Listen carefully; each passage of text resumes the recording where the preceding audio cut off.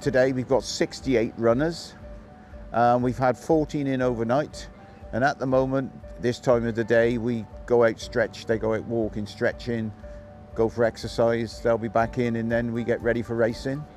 Prior to the horses arriving, we have to obviously wash down, disinfect, and bed all the horses ready. We have shavings and paper.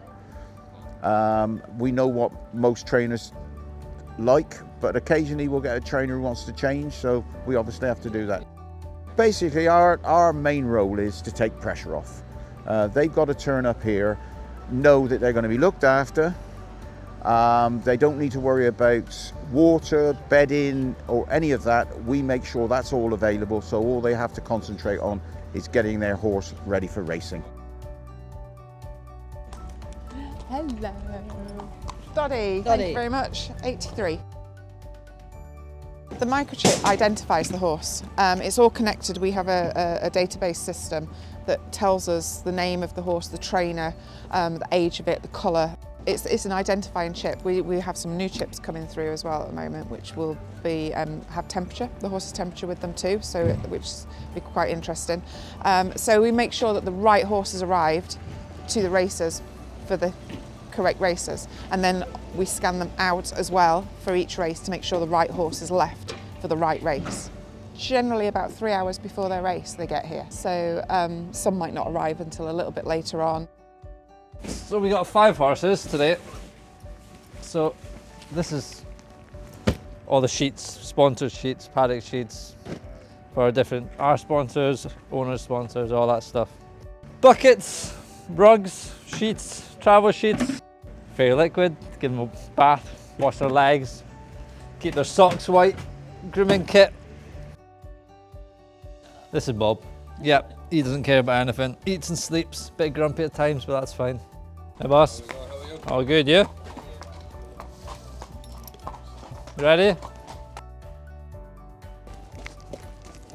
The pre-race trotting up process for all of the runners today, they're examined by the veterinary officer team. They have their hearts listened to, their legs palpated to look for any heat or swelling, and they're trotted up to make sure that they're moving as they should be. We tend to do them quite soon after they arrive, but the grooms can bring them at any point when they're ready to. So you have like 2 just there trotting up, and then there's always, straight after racing, there's loads of vets on course. Everyone's always looking at everyone. There's people, when the BHA you come back in, the BHA will look for them, if they're missing shoes, anything like that, any cuts and that. And there's always a vet on hand if you need them. I'll pat him up and then I'll leave him for the rest of the day. He'll just chill, watch the world go by, and that's pretty much it. So he runs at 1:15, he'll have his bridle on at about 12:30. Take him out for a little walk, warm up, and take him over the track. We don't really get over there too early. We'll have a briefing at about 11 o'clock, an hour before the first race, and all the vets will be deployed into their positions. We'll speak to the horse ambulance drivers to see where they're all positioned, go through the process for the day, and then once we get close to the first race, we'll have 2 vets in the pre-parade ring, 2 in the parade ring, while the horses are getting ready to go, and then a vet waiting at the start.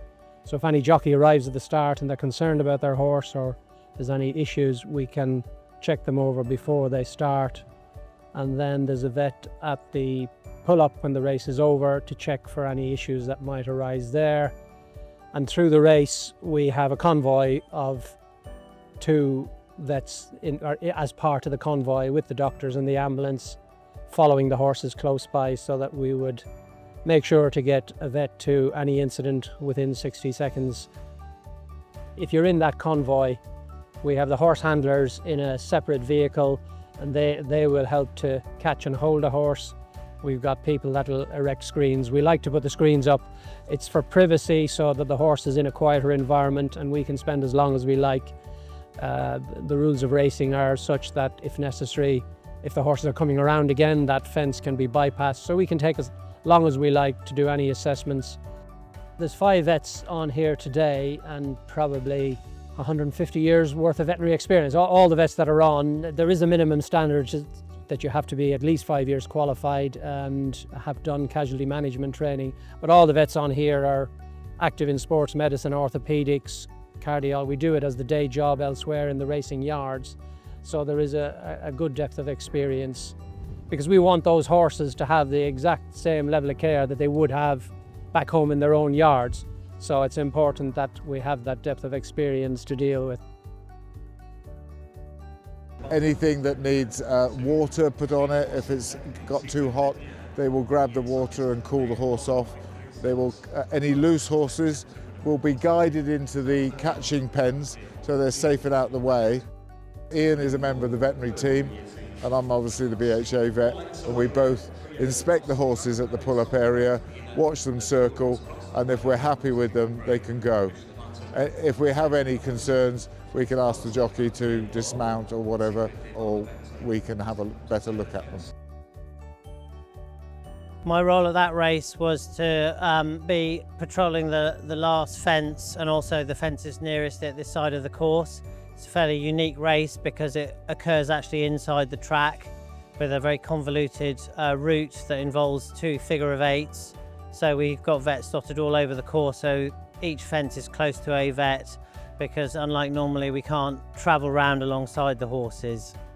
I watched them coming round and they looked like they weren't travelling very well. They looked a bit tired. The jockeys realised that quite early in the race, and then we just usually have a word with them, check that they're happy with the horse, and if they're not happy with the horse, we'll check it more thoroughly back at the stables. But they seemed quite happy, and it just wasn't their race today. The horses are elite athletes and they've got a deep muscle mass, and one of the inefficiencies in the horse is that a lot of the energy they use, only 25% of it goes into mechanical propulsion of the horse. The rest comes off as heat. And most horses walking back on a day like today will dissipate that heat by sweating, or the couple of buckets of water that are put on to wash off the sweat marks, and that does most horses. But depending on the prevailing weather conditions, humidity, individual horse variation, some horses will show signs that they're not dissipating that heat well enough, and we know the signs to look for, and we can intervene and be aggressive cooling with water or less than that.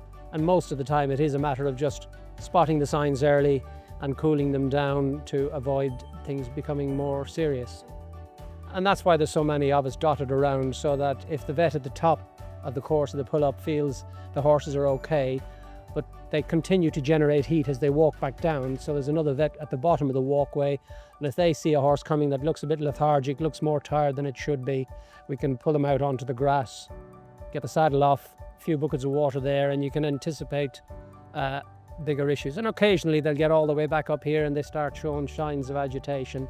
But we've got tanks of water, the fans are here in the corner of this, so the horses have got all the facilities to be cooled well.